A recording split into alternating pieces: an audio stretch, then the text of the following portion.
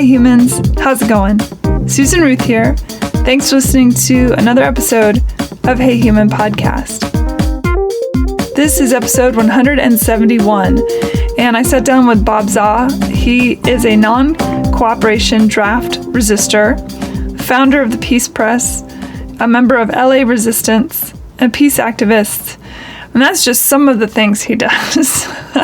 He's an extraordinary individual. When I first sat down to talk with him, it was my understanding that he was a conscientious objector in the Vietnam War. And he very thoughtfully sent me this letter that I'm going to read to you. He sent this a couple days after our conversation. He said, in answer to your question regarding, or he calls it CO status, the answer is no. Here's some verbiage. A man can only be reclassified as a conscientious objector if he demonstrates that his opposition to war is based on moral, ethical, or religious beliefs, not on political beliefs. The man must be opposed to all war, not only the specific war at hand. There are a number of ways for a man to persuade the board of his beliefs. First of all, he would have to explain his convictions and how these feelings affect his life in a detailed written statement. When he appeared before the board, he would answer any questions they might have. Most likely, he would ask several friends or acquaintances to report their impressions of him, either in person or in writing. He could also present historical evidence of his beliefs, such as membership in an anti-war organization or church dedicated to peace. Ideally, he would show that he has held these beliefs before he received a notice of induction. If the board members were convinced of his sincerity, they would reclassify him, and the SSS, or military, would assign him to appropriate duty. If the board decided not to reclassify him, they would notify him of their reasons for denial. At this point, he may have the opportunity to appeal the decision based on the board's direction. Both conscientious objectors and drafted troops are required to spend a set period of time, called the tour of duty, in active service. Most likely, the tour of duty in a national emergency would be 2 years, but the President and Congress could change this. I was a non-cooperator who took the position that any position inside the system furthered the system itself. In the resistance, we refused to take any deferments of any kind. I appreciate that there was a CO position for those who wanted to take that position. However, the decision as to whether one qualified for CO status was rather weighted toward one's eloquence. So it often hinged on how well you could string together those words. What if you were not able to articulate your beliefs? I felt inarticulate, even as a resistor, compared to the resistors going through the court system. In the resistance, we also did draft counseling. We took classes from draft lawyers and then had office hours where we would counsel those who wanted to know about ways to avoid the draft. Our position was extreme non-cooperation, yet we did not push our position on others. We gave them all the possibilities, and these included telling them which F-draft boards were more likely to grant a CO. And lo and behold, one such draft board was in the Westwood area near UCLA. That in itself suggests that you need a certain sophistication in wording to request for a CO. My position was to accept no designation from the selective service system. I was given a 1Y when I flunked my first physical. All I had to do was take another physical if called, and I would never be taken by the draft. I sent it back, which means once again I have no selective service card, and that is a felony. There were several things that brought me to the point where I wanted to go public and discuss our history and how we ended the draft. One was the Ken Burns documentary, which we talk about, by the way, just a side note, in this conversation.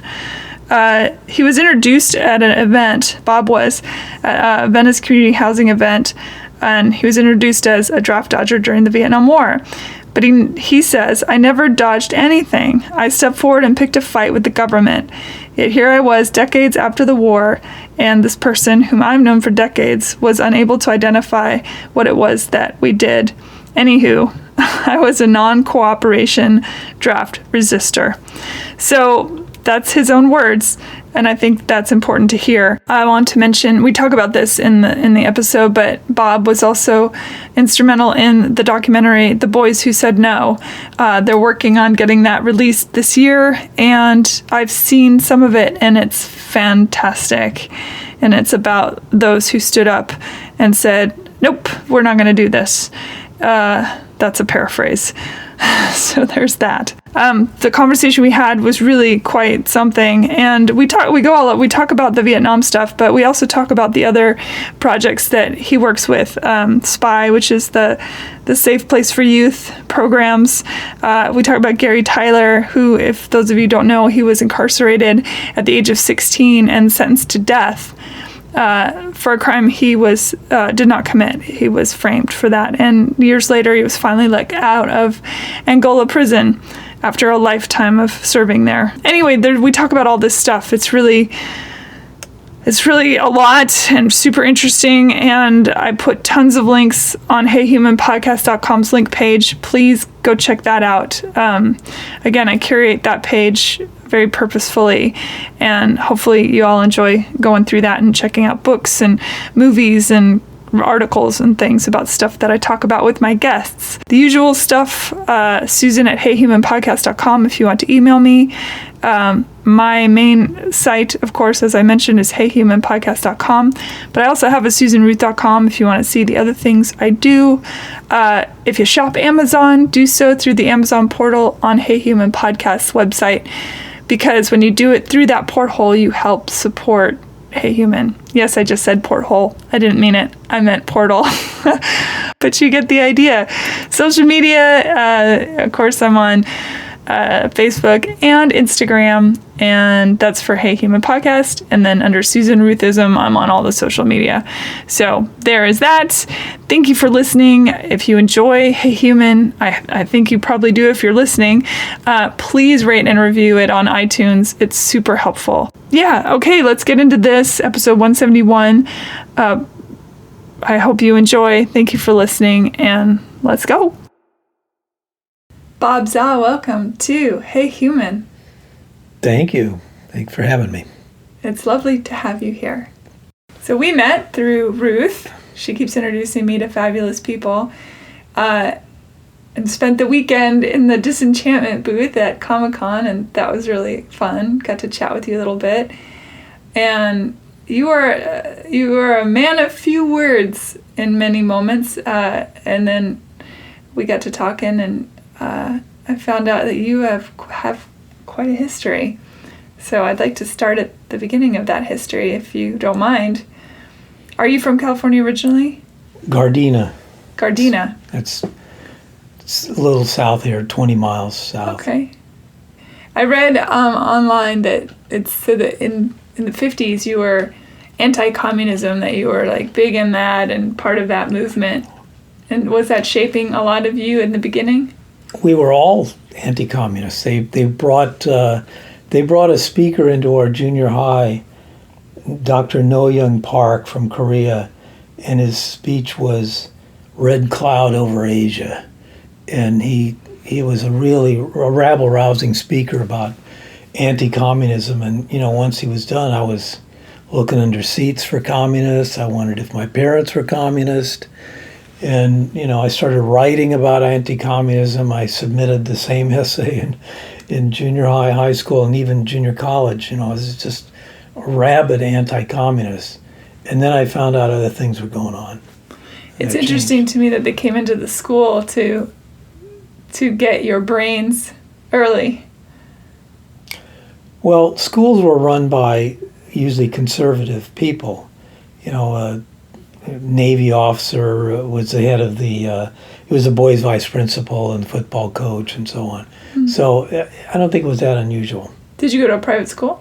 Gardena High, public. Okay.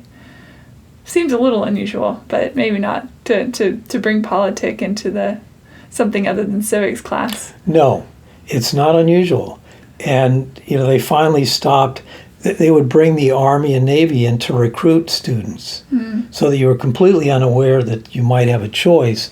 They just did a rabble-rousing speech to get you to try to sign up for the Army or the Marines and so on. And that stopped, I think they put a stop to that, I don't know, in the last 10 or 15 years, where you're not supposed to be in there recruiting. So they somehow they sneak in secretly. And one day my son came home from school, and he goes, I got a job, Dad. You don't have to bug me anymore. I got a job. There's nothing you can do about it. I go, what's that? He goes, I'm joining the Marines. And, I talked to my ex-wife. She says, yeah, I've been getting these calls, but when I answer the phone, they hang up. And they were sneaking recruiters in there to secretly recruit people. What year was this? This was 10 years ago, something like that. Huh. And, of course, the military spends a lot of money on those little films that they put in the movie theaters before movies start. Yes. Yeah. Okay, so what was the turning point for you then? If you were, where did things start to change for your trajectory? Well, we had the draft, and the Vietnam War was heating up. And you had to register for the draft. And then you could see the trajectory was that you were going to end up on a plane going to Vietnam and perhaps a body bag. But there were ways out. There was the 2S deferment. So people went to school so you could get deferred. And I got a 2S deferment, and I wasn't really that interested in school. I was interested in the deferment. And I went to junior college, and then I raised my grades because I couldn't even qualify for a school out of high school. But my grades were good enough in junior college that I went to UCLA. And, I started reading about the war and feeling that my privilege of having a 2S deferment was unfair to other people. So I sent it back to the government, said, I don't want the 2S deferment. I want to think this over. And that, of course, triggers a 1A deferment, a 1A, which is not a deferment. It means you're ready to be called. And during that period, I heard David Harris speak. And he said, your life is your tool. That's what you have to use.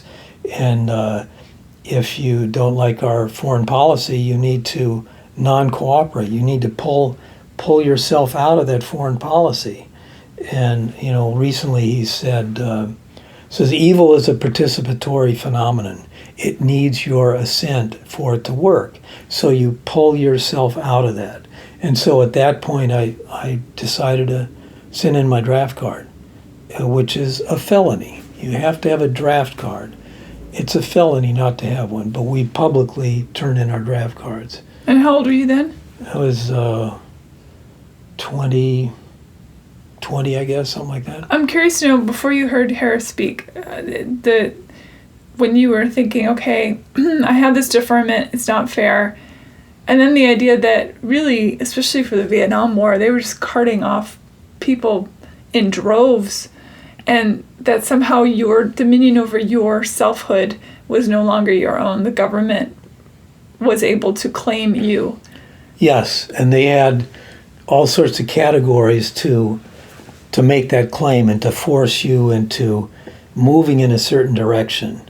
So to continue with what happened to me was, I was becoming aware of it. We had the Watts riots, and I went down to volunteer after that in Watts and teach reading and so on, and I would attend these black and white encounter groups. They were really rough. Basically what came out of that was the black leadership said, look, we got this, you white people. You need to go back to your schools. You need to take care of that war. We'll take care of South Central LA, you take care of that. So I paid attention to that, and that's when Harris came around. That's when I turned in my draft card. So my particular thing was, that's a felony.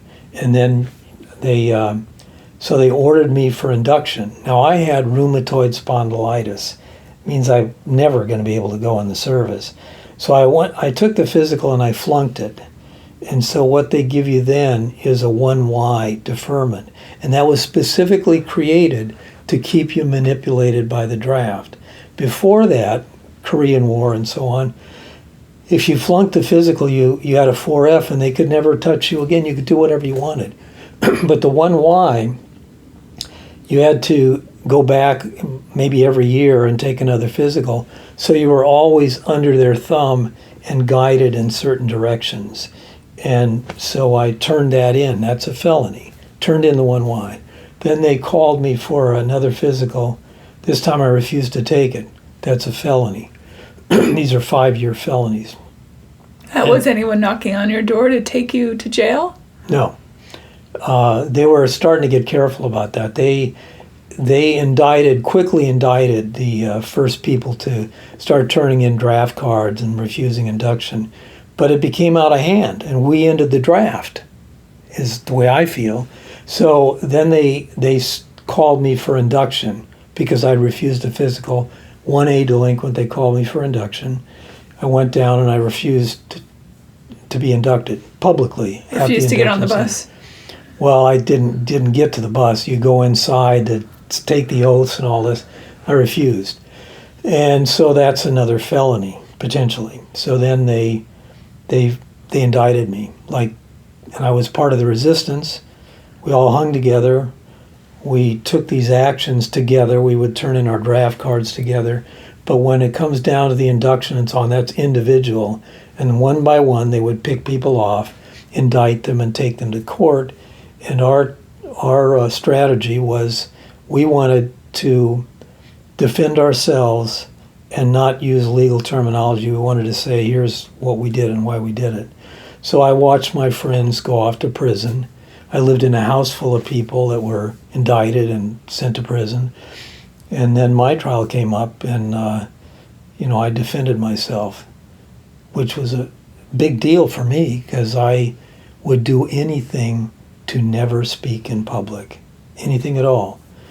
And here I am. I'm going to defend myself, and I have two felonies. And the judge says, "Are you clear that each one of these is 5 years and or $10,000, and they can be run consecutively? So you could go to jail for 10 years." Yes, I understand that. And I defended myself in court, as many others did. What did you say to the judge when he asked you? Well, I got to say whatever I wanted to say. I drew the best judge in the country, Judge Harry Pragerson, and he had three of my roommates had come to his court, and he sent the first one to prison for 3 years, second one for 2.5 years, the third one he was going to get a 2-year sentence, but he didn't turn himself in. So he went on radio instead and said, I'm at KPFK. If you want me, come get me. I'll be here till 3. Otherwise, I'm leaving. And so I had my trial. And before my trial, Pragerson, I found out this many years later, he visits all the people he sends to prison. All of them. There is no judge that does that. So he went up to visit a bank robber at Lompoc Prison, and he was looking over the prison manifest, and there's one of my roommates, Mike Schwartz. And he told me, he says, I thought he was picking corn in Arizona, because generally, when you were sent to prison, you were sent to Safford, which was minimum security, 3-foot high fence. If you want to climb over it and escape, go ahead. You're in the desert, and they'll track you down. But Schwartz was in Lompoc, and he was in the hole, in solitary. And so Pragerson went and visited him, and he didn't like what he saw. And he asked Schwartz if he wanted out, and he goes, I'm fine in here. And my other roommate, Richard Perfumo, he's also in the hole at Lompoc. And 2.5 years he's in the hole, solitary, and it was actually a safe place to be.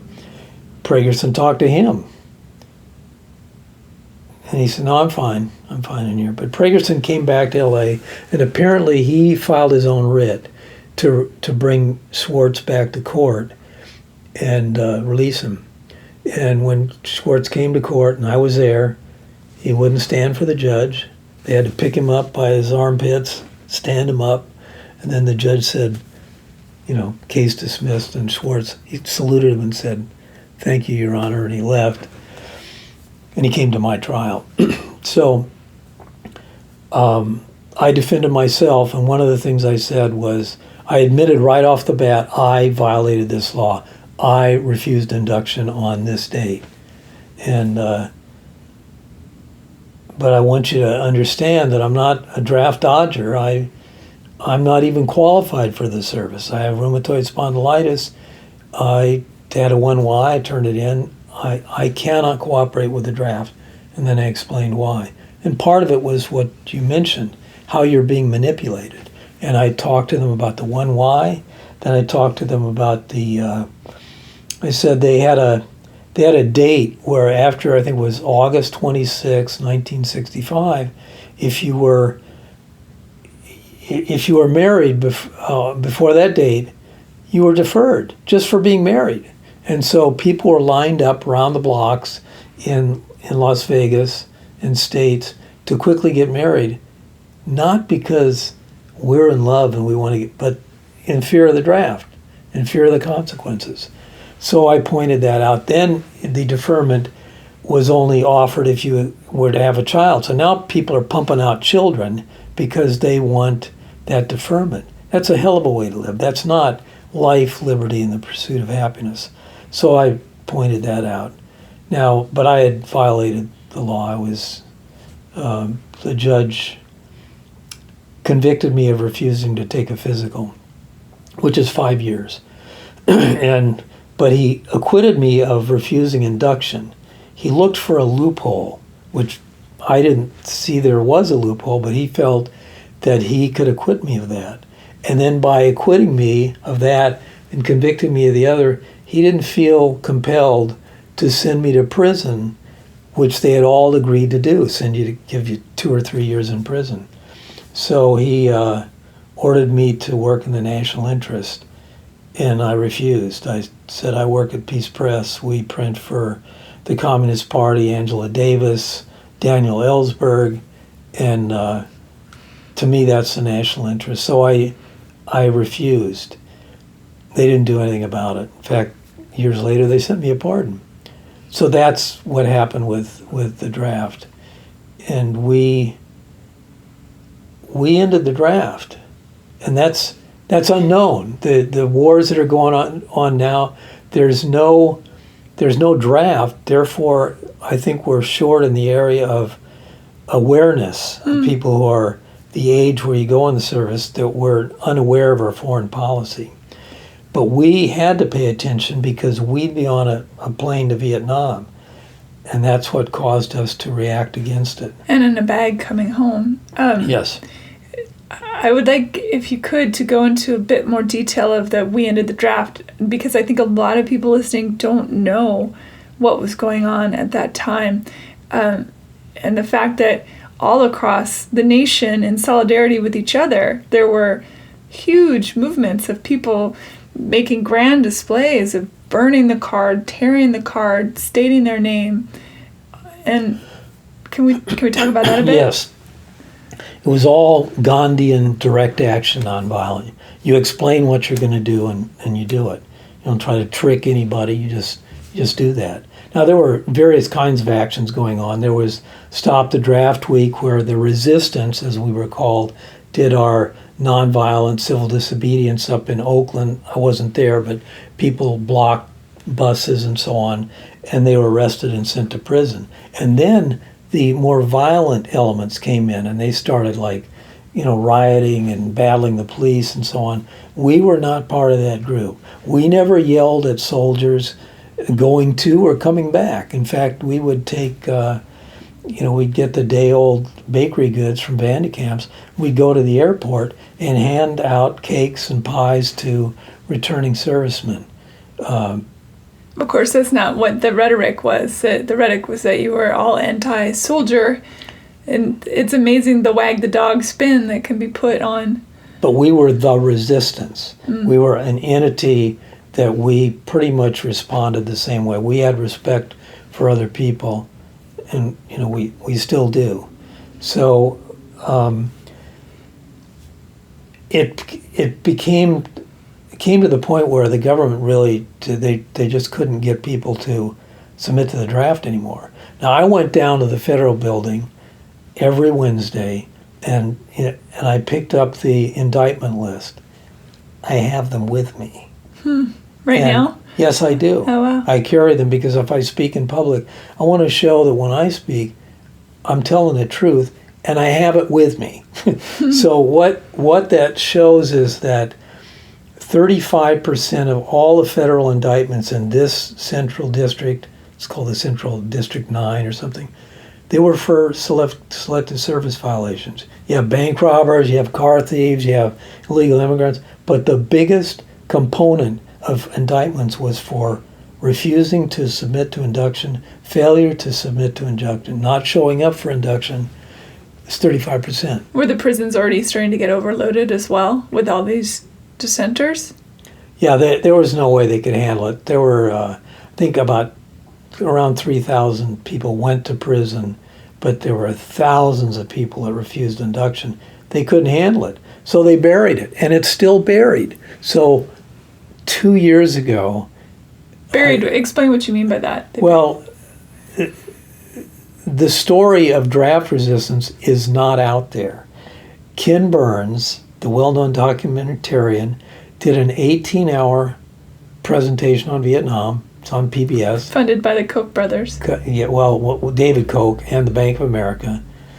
And they never mentioned draft resistance. He didn't want to upset some people, I have a feeling. Yes, and that's intentional. So there's really no history of that. The government doesn't want people to know that 35% of the federal indictments in this area, and more in the Berkeley area, were for non-cooperation with the draft. The government prides itself on convincing the populace that their voice doesn't matter. And so if history shows that the voice does matter, that's certainly something that they're going to kibosh as fast as possible. Yeah, that's what they, so I collected all those indictment lists. And as I said, I have them right here, right now. So that was never in the papers, ever. No news like that was ever made the papers, nor the amount of people that were refusing induction. Some of the trials made news, when people would go to trial. David Harris, we had a non-registrant here who he refused to register. That means he was politically conscious very early on. I wasn't. So he was conscious enough that he goes, I'm not registering. That's a crime.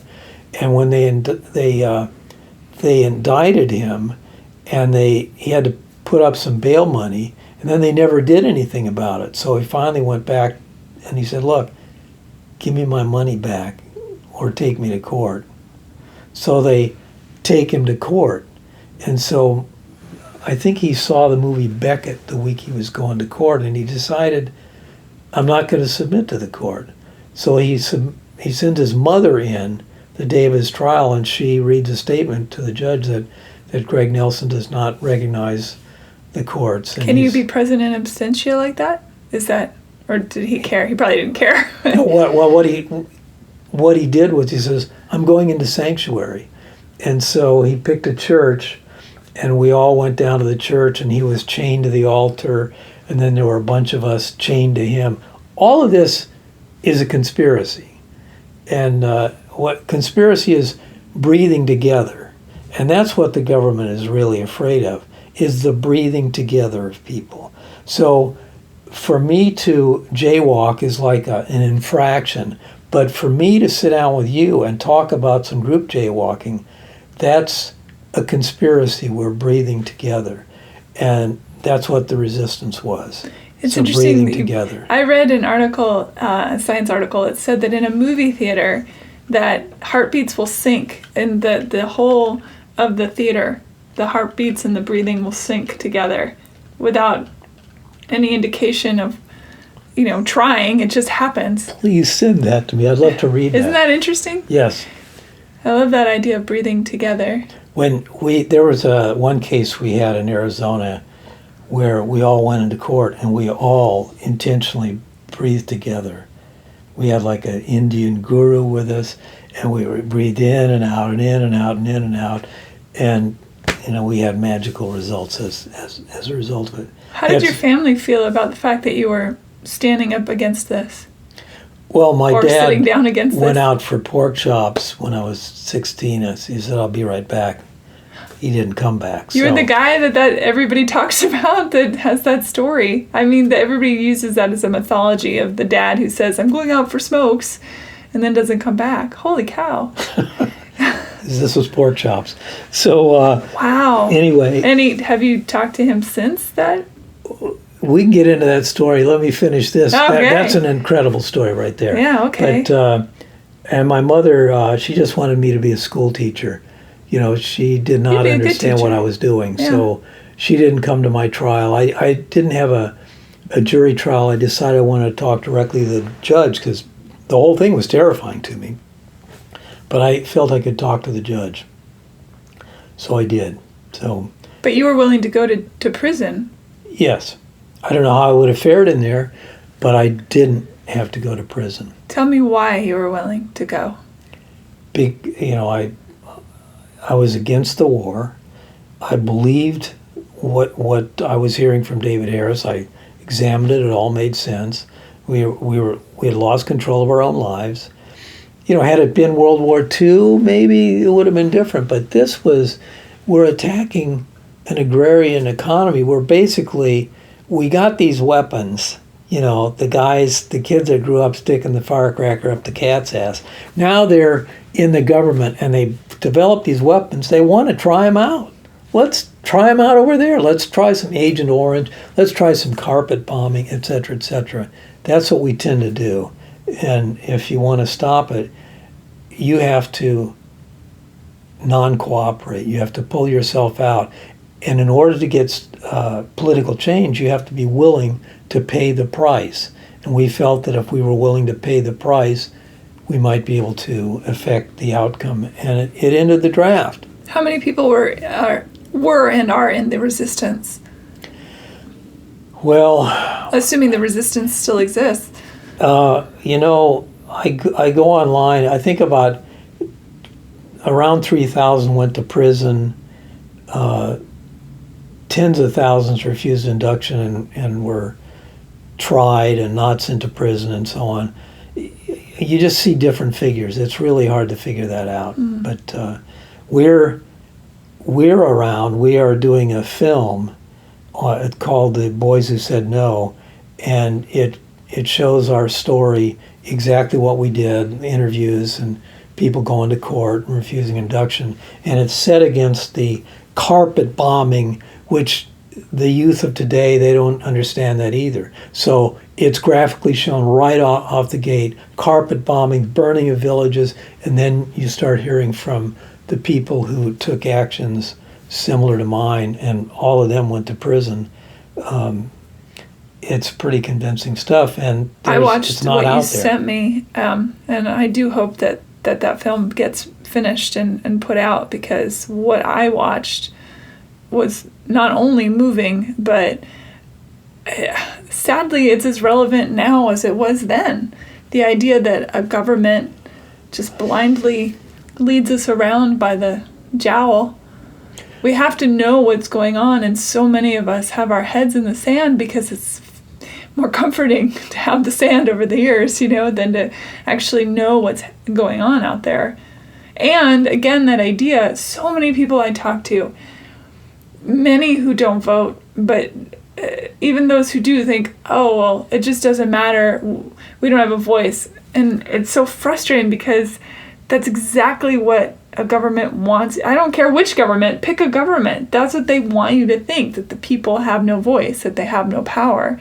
But look at what's going on right now in Hong Kong. Yes. Well,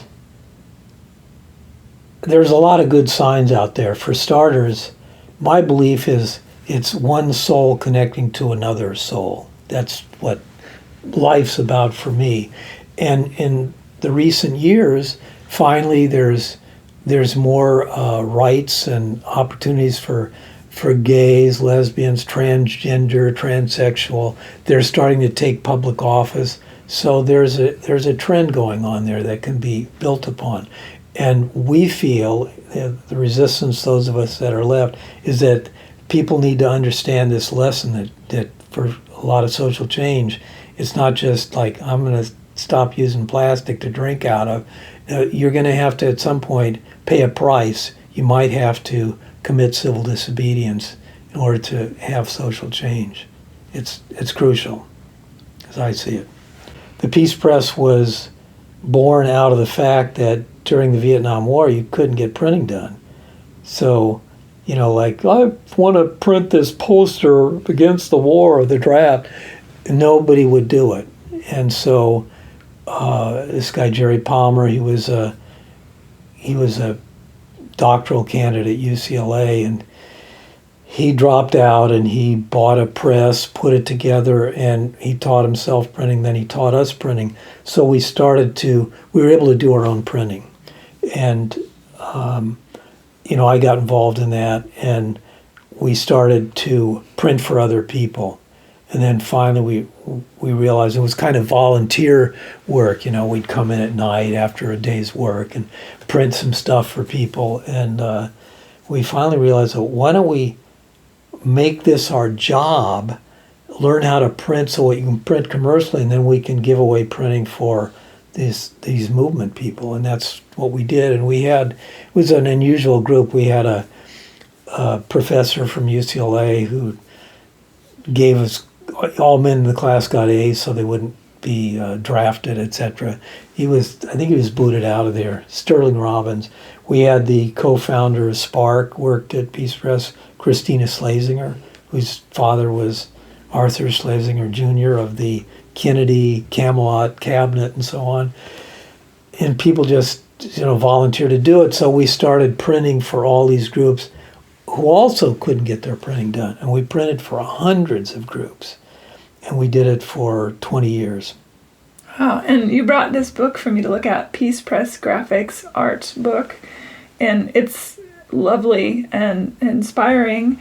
And it's available for people. They can purchase that, correct? Yes. To see the history of what you have done. Center for Study of Political Graphics, that's where you would contact them, and they have the books, and you can buy them from them. I'll put a link on the Hey Human page. Okay, since you brought it up, let's talk about the family. I am curious what the story is. So, when the family was breaking up, and my mother had sued for divorce and so on a couple times, and then they would get back together, reconcile, and so on. And I think basically my dad was trying to figure out, I'll come back together and I'll figure out how to get the money and get the hell out of here.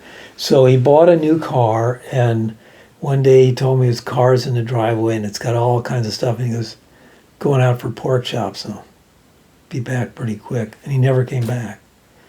And, that bothered me for years and years and years. And, I would consult psychics and so on and so forth. And finally, I stopped drinking and drugs, and I heard somewhere that, you can track down people through Salvation Army. And so I sent them his name, and I found he had an alias. I think he did some petty crime when he was young. Sent this off, sent him $20, and in the meantime, I was talking to my childhood friend, and he reminded me, he says, that's right, your dad went out for pork chops. I'd forgotten that when I was 16 years old. He reminded me that that's what happened. And so after about 9 months, I got a letter, and it said, look, we don't tell you if we found your father. We tell him you're looking for him. And if he wants to contact you, he'll do it. And so one night I came home, and there was a message on my answering machine. So, this is your dad. Anything wrong? If you want to get a hold of me, and he leaves this address to write. So I played the message for my mom, and she said, what are you looking for him for? I played it for my aunt. She said, what are you looking for that heel for? Played it for my brother. He stole my coin collection. What are you doing that for? And I didn't know what to do, so I didn't really do anything. A few months later, I was finally going to get married, and I was bringing my fiance over to meet my mother. And the phone rang, and my mother goes, it's probably your father, and it was.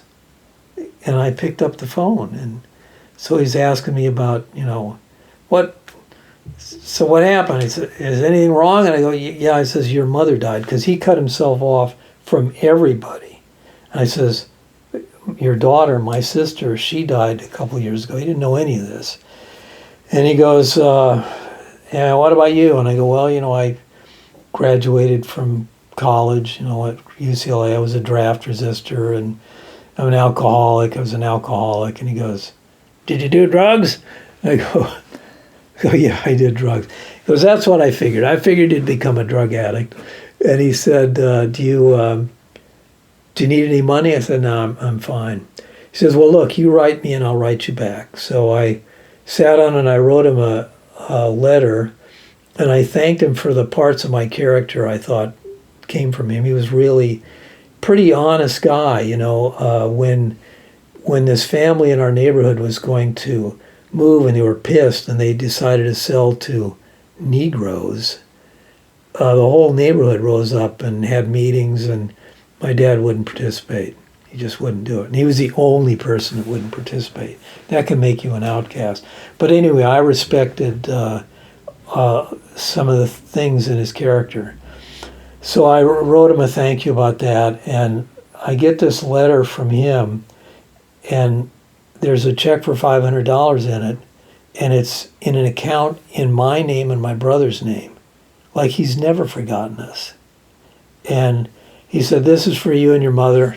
It's your birthday, they're a week apart. So, and then he writes this letter. He says, well, I lived in the streets of Reno for a long time. He said, I won a lot of money gambling, and, I was drinking. He says, I quit that. And he gets to the end of by the way, the envelope says, Paul Zaugh, Cell 3, Block H, Nevada State Prison, Carson City, Nevada. I had to get on my knees and pray just to open the letter. And so I find this check, I find this letter. He gets to the end of the letter and he goes, by the way, I'm not in jail. He says, I remember you used to have a good sense of humor. I hope you still do. So I take this letter to my mother, Oh my God. and I show it to her and cash a check. And, I guess they sent a couple letters back and forth. And then he called me again. And I said, well, would you like me to, he didn't drive. I said, would you like me to come pick you up for a visit? He said, no, that's not a good idea. So in the spring, I got married, and I drove with my wife to Nevada and had this activist, civil disobedience priest marry us. Then I came back and we went to Gardena to visit my mother. And my father answered the door. It had been 29 years, and he moved back in with my mother. Oh my God, really? Really. Holy cow. And it extended her life, because she was literally at the point where we were going to have to do something about, like, she was not going to be able to live alone, and to move out would kill her. And here he comes back out of the blue to make a living amends. And it extended her life. She would have lasted like a few months or something. Wow. She lived another 5 years. And as soon as she died, he said, well, I never talked about my health, but I'm not well. And he says, I've done everything I need to do, and I'm not afraid to die. And then he proved it. And he passed. Yeah, he passed, but he was in hospice care and at home, and he was fearless. Quite a lesson. So that's what happened. It's an incredible story that he would come back and stay there. And why do you think he did that? I don't know, but I'm glad that he did. It was good. So you grew up, it was you, your brother, and your sister. My sister died in 1989, and my brother died a month ago. Oh and my gosh. He was completely out of touch with everybody. He was not a happy guy, and so I hadn't talked to him. I talked to him a couple times a year, but he was just angry.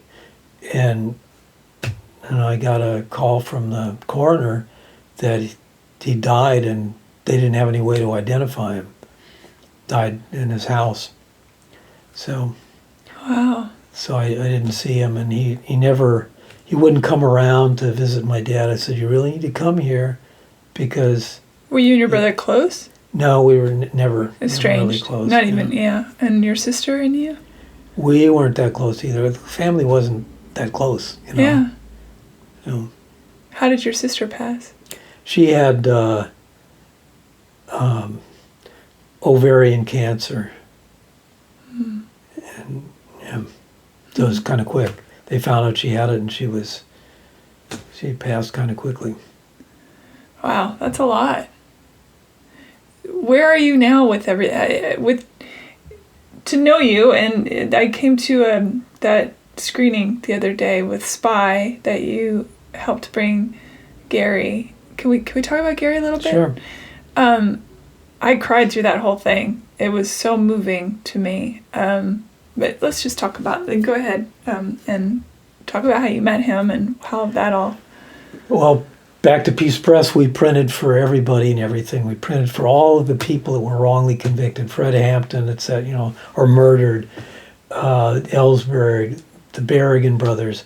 We printed for Gary Tyler, and he was a kid who was framed for murder at the age of 16. He was sentenced to death. He was the youngest person sentenced to death in America. He was given an execution date. And in 1989, I got a call from a lawyer in New Orleans. She goes, "This is Bob Zaugh, you with Peace Press?" I said, "Yeah." She says, do you know who Gary Tyler is? I said, "Yeah, we used to print for him." She said, "Well, we have the votes to get him released from prison, and we need to get him a job outside of Louisiana. Can you do that?" He studied graphic arts. And I said, "Well, Peace Press, we actually closed 2 years ago. But let me see what I can do." I went to work, talked to the guy who bought it, and we got on a plane and we flew to New Orleans, and the lawyer drove us to Angola prison. And 42 years, by the way, Gary sat in prison. Yes. Well, he wasn't sitting. He was quite active. Yeah. What an amazing human being he is. Anyway, sorry. So once you meet Gary, where do I sign? I'll do whatever needed for this enigmatic, guy. for sure. So Gary Schaffner, who had bought Peace Press, he said, "Yes, we'll hire him." And so we came back to L.A., but my feeling was that this is going to take a while. It wasn't and they didn't let him out. So I want to make sure that if NPA, who offered him a job, they may stop printing someday. I want to get other things going for Gary. So I got the Venice Family Clinic involved, a place called Home. I found other people that would counsel him. I've got this guy, Bob Timmons, who was a world-famous addiction counselor and a private parole officer. All these people signed up. Whoever you asked to help Gary, they said yes. It was automatic. But he just couldn't get out of prison. How, when they knew he was wrongly accused, they knew that they had done wrong by him, why were they not letting him out? Well, they believed they had the right guy. It was like a frame-up. You can go to Free Gary Tyler and read all about the case. And the documentary is Cast the First Stone, and for all of you listening, please watch it. It's exceptional. It's hard to find. I think it was on, actually, I saw it on Amazon Prime. I think that was up there, at least the last time I looked. I talked to the prison today. I talked to the museum today at Angola prison, and that's what they told me. They said it's on Amazon. So, and I'll put links on Hey Human as well, so it makes it easy for people. When Gary spoke at this event the other day, he talked about how, at 16 he was put into prison, a very scary prison, Angola, and he said that people stepped up to protect him. He said people that had killed people who had raped people who were they were the worst of humanity, stepped up and protected this little boy. And I found that extraordinary as well. The light, it's hard not to get emotional talking about him, but the light that he carries is, I don't know how somebody does that after being in prison for 42 years for something you didn't do.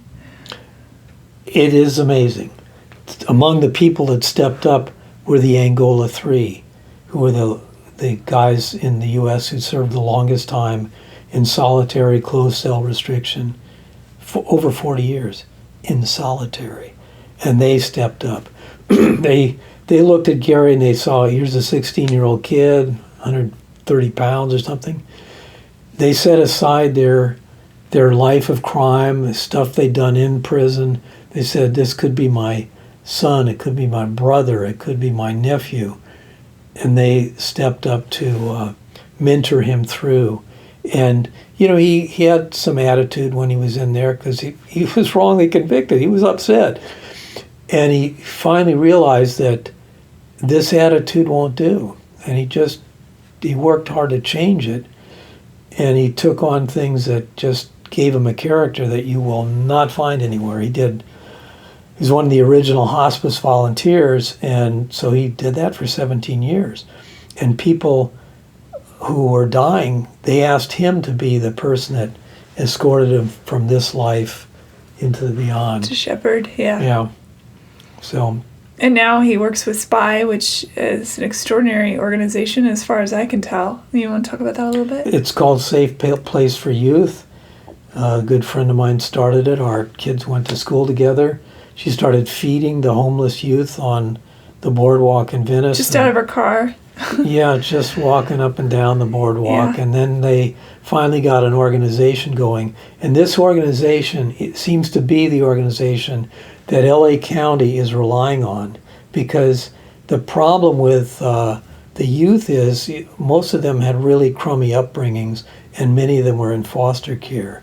Then you get to the end of that, which is the age of 18 or whatever, and you term out, you have no place to go. And no skills, no jobs, right. Sometimes no education. You may have been abused. You've likely been abused.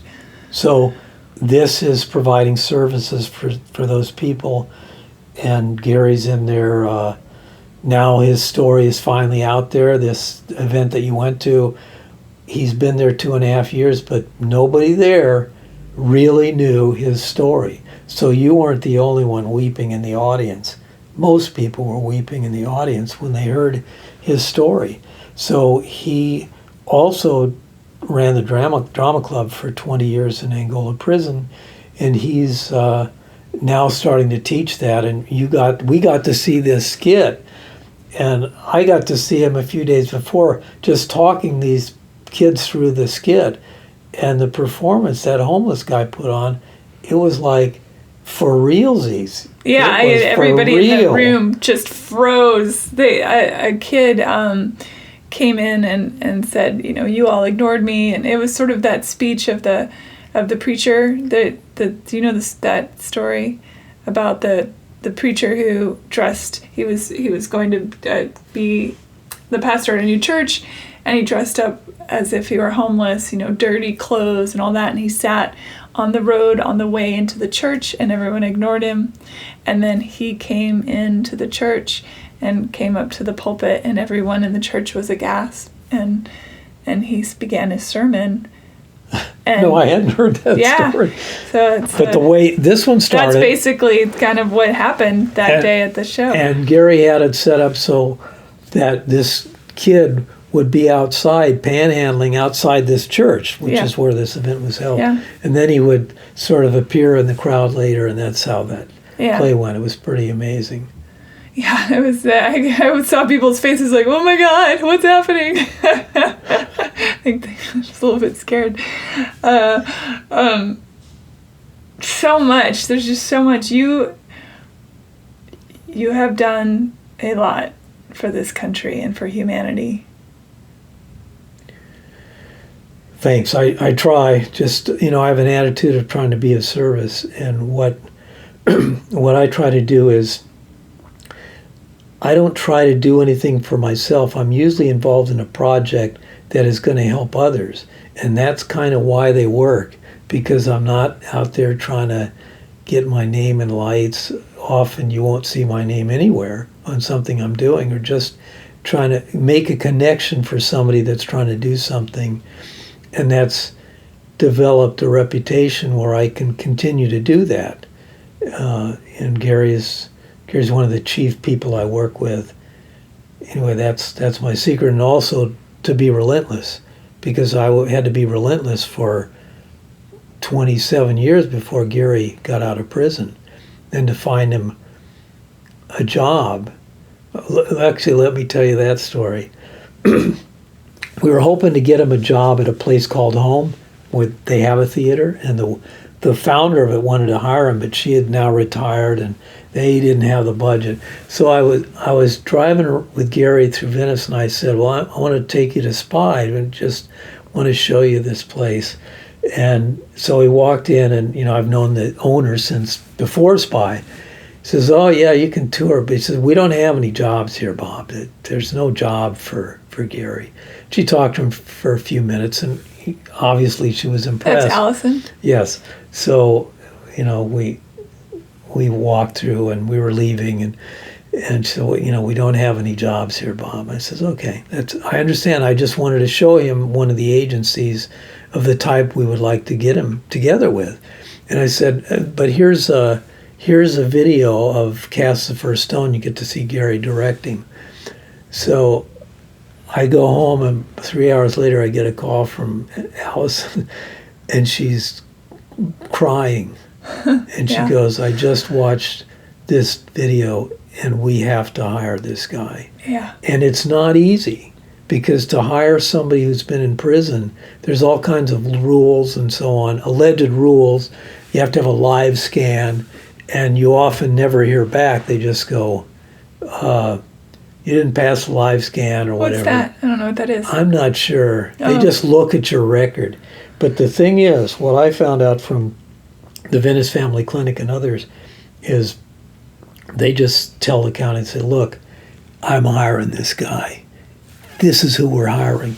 And Venice Family Clinic has hired people that are coming out of tough situation, and they know that this is going to work. So they don't care what the county says. They go, this is who we're hiring. Yeah. And I think that's what happened with Gary. I think that Allison just said, no, this is who we have to hire. And then once people meet Gary, they're sold on it. Allison decided one day, I'm going to find homeless kids on the street and help feed them and get them stuff they need. You, in your life, decided, I'm going to speak up for people that don't have a voice and try and make a change. Gary, who, while incarcerated for a crime he didn't commit, was a mentor and an educator and an acting teacher and did all these things for people. I think that the idea that one person can't do something, one voice, one action, one standing up for the underdog. That's true. It's true. It helps if you have charisma.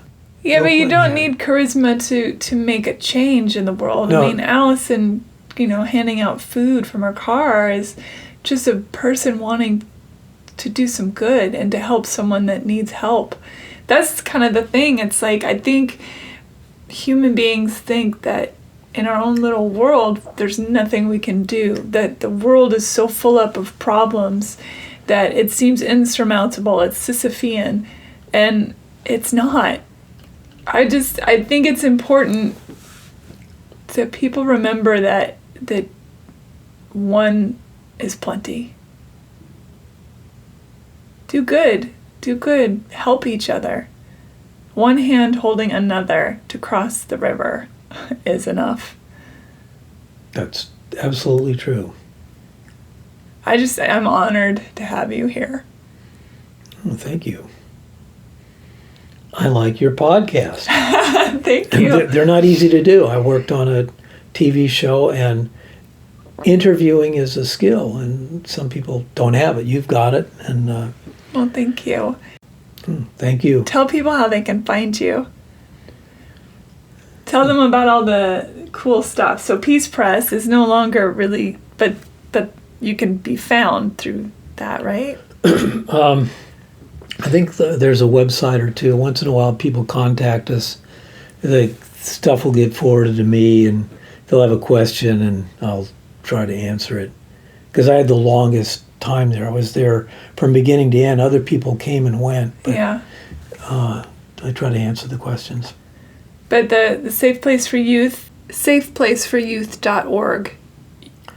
The Boys Who Said No? Let's go there. The Boys Who Said No. Tell me about where we're going to be able to find that and when. Well, I just got an email today. They're going to try and submit it to Sundance in 30 days. I would love to get it hit in, to be able to get into some good festivals. The director is an Oscar-nominated director. You've seen at least half the film. I've seen half of it, yeah. It's pretty good. Yeah. And there's, trying to raise the rest of the money to pay for the music and so on. Yeah. And I would have watched the other half had you sent it. I might be able. I finally got the whole movie. Yeah, it's so good. I'm going to be doing a couple of fundraiser house concert type things where I take it to a house and show it to 20 people and see if they'll make some donations. Perfect. That's what I'm planning to do. Is there a website for donating for that? Yeah, I think just theboyswhosaidno.com. Bob, thank you so much for your time. I really appreciate it. Thank you. Bye, everybody. Thank you for listening, everyone. Please rate and review Hey Human on iTunes. Bye.